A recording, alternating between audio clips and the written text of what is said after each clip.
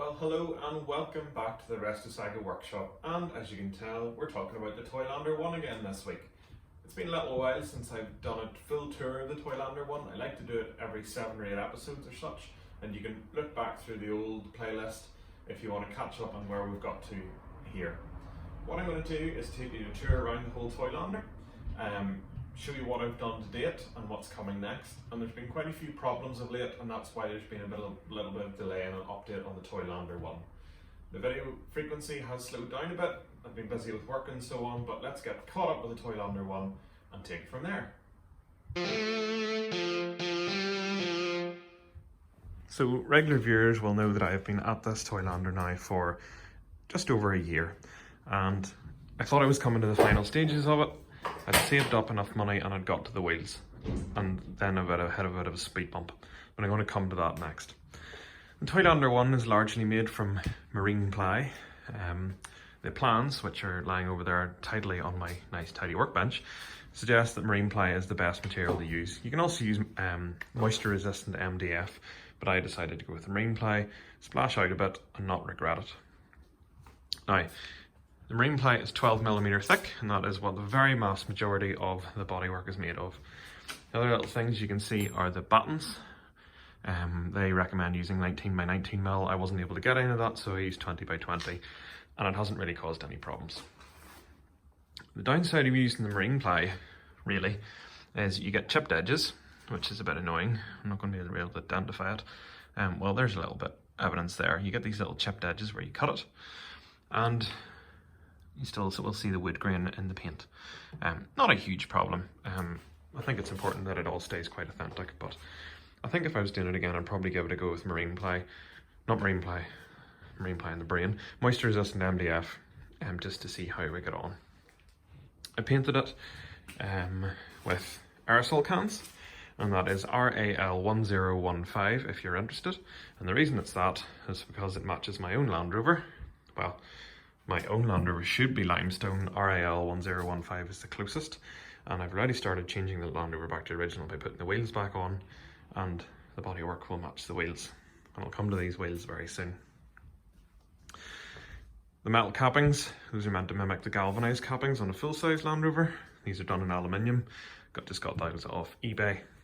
The black is just plain black out of a rattle can, and this is the seat. And the reason I've done it black is to mimic sort of the tub going the whole way across, and there are 2 covers here just to cover up the wheel wells. Black has come out quite nicely. It's just a generic black with a bit of lacquer on top. So yeah, the marine ply was sealed with PVA, primered, colour coded, and then lacquered, and it came out pretty top notch. Round the back we have probably the bit I'm least happy with so far in the build, well, up until a few weeks ago, the tailgate. The best way to describe this, if I just pop this seat down, is poorly fitting. I made it to measurement, but I would imagine the combination of my measurements of the tailgate and the measurements of the rear aperture were not quite right, so there's quite a considerable panel gap both sides, and it's uneven. And the panel sits quite high. There's quite a big gap there at the bottom of the panel as well. So, not entirely happy with that. Although the rest of it came out okay, I think this will probably end up being remade. And this is a 4mm ply with 12m battens. That is as per the plans, but obviously that makes it 16mm thick versus this is 12mm. I think if I was going to do it again, I would rethink this so the total thickness of the tailgate was 12mm, and it'd be more in keeping with the rest of the bodywork. Around here I didn't put lights, I put reflectors in purely because I didn't want extra electrics, which are not my strong suit, but again those can be added at a different time. And I got these lovely little panel handles off eBay, which are very much in keeping with the full-sized equivalents. The rear Crossmember is painted on just in silver, and then I made those little plugs just to plug up the PTO holes and painted them just in primer, and then lacquered straight to the primer. And that's sort of, I didn't want them black because nothing in life is truly black, it's all shades of grey really. So that is why those are just a grey colour, and it looked out really well. Down the sides, panel gaps hand painted with model paint, silver along the bottom here.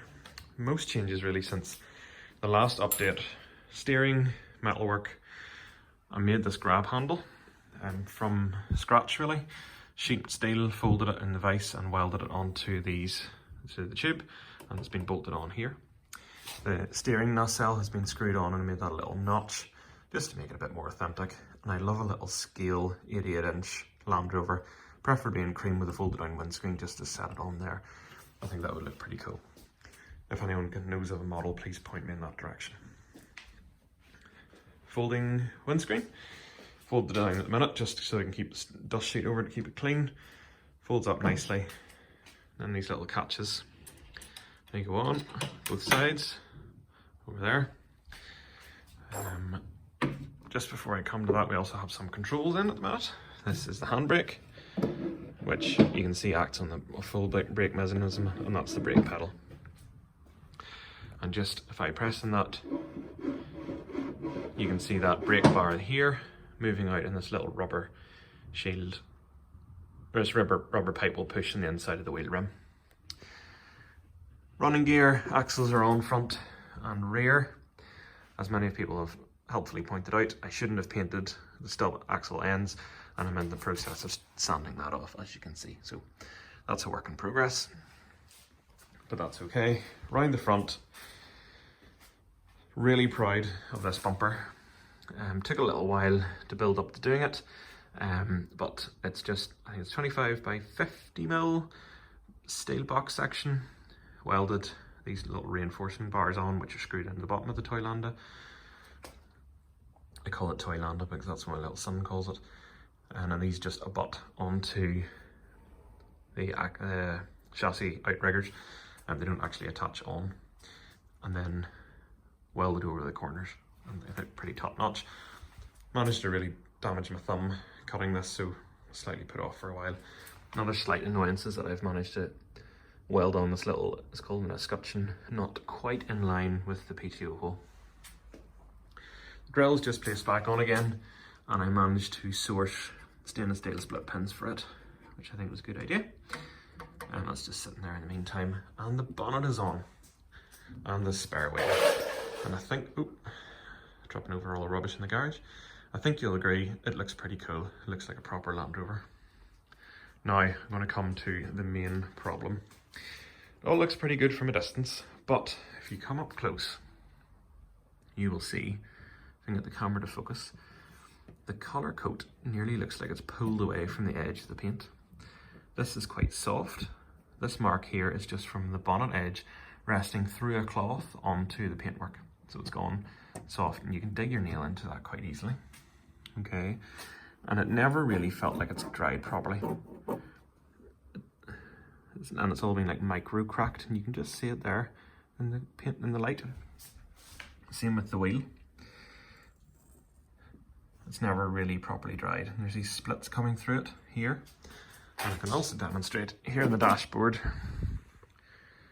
big cracks in the paintwork. Like that. And this is hugely annoying. Hugely annoying.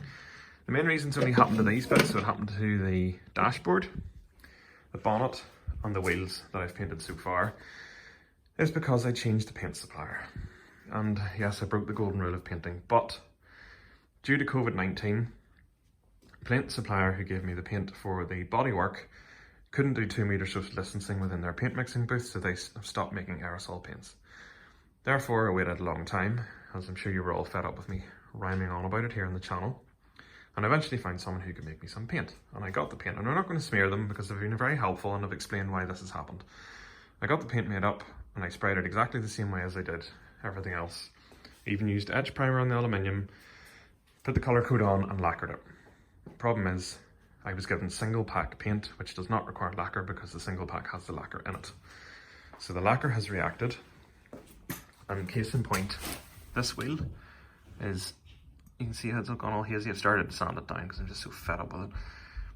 This has gone all hazy and cracked, and it's really soft. You can actually dig your fingernail into it very easily. You can see it there.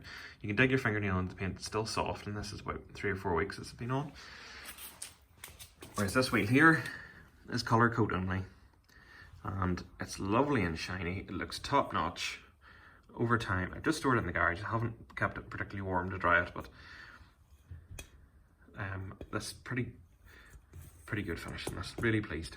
This one here is lacquered, and you can still dig. Look, there's more coming off. Really annoying. So quite a lot of sanding back, and that's why I've really become a bit despondent with this project. And the amount of extra work that the paint has created, I don't think this is going to be ready for Christmas, which is what was going to be my little son's Christmas present this year. But that's okay. He's only 2.5, he'll be 3 in April. He was probably a little bit young for it anyway. And I think, to be honest, if I just rushed it, it wouldn't be right, and I wouldn't be particularly happy with it. So the wheels are all going to need stripped down. They come from Toylander themselves. The wheels were fine. They came black powder coated, and I thought I could just sand the powder coat and give them a quick coat of colour, which would have worked fine, but I didn't realise that my paint was a different type. So my fault, should have asked, but the paint, I suppose, wasn't properly labelled anyway. But I'm not pointing fingers. I've got to the bottom of it now and I know how to fix it. So the Land Rover is going to go down to my storage shed, out of the way of the garage in case it gets damaged, or you see the state of this place. My son's through here, his little bicycle. I'm currently working on the Land Rover as well. So I just think there's a chance of it getting damaged or greasy or something. So the Land Rover's going to go down to the shed, put a sheet over it, keep it safe. I'll put it in the trailer. I'll keep the wheels up here and slowly work away at them and sand them down. This one here, I've even taken the bearing out of it, just so it doesn't get greasy. And it's sat over here, out of the way. So keep the wheels up, strip them down and paint them. And then we'll get back to the Land Rover Toylander, and it'll be ready next year. So this project is going to go on the long finger. I will still provide updates, don't worry, and I'll document the entire build.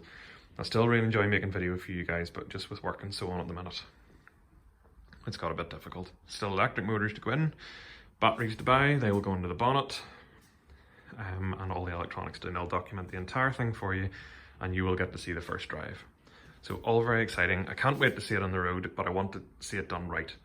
And to be honest, I'll probably remake this tailgate as well, just so it's absolutely perfect for when it rolls out the door the first time. So that's why there's been a big delay, and I'm sure and I hope you understand where my logic is with that. So, a bit of a long-winded approach really in this video. I've given you a short summary of what I've been up to in this build up to date. I would imagine that most of you have come across the Toylander build before now. I think this is episode number 21, so there's a number of videos, and I'd really appreciate if you could go back and watch through the playlist. Apart from anything, it doesn't cost you anything. Even if you leave it playing in the background, it generates some income for me, and doesn't cost you anything. And I really appreciate your support over the years. We're almost approaching 3,000 subscribers here on the channel, and that is massive for just me fiddling away in the garage, and I really appreciate all your interest and support.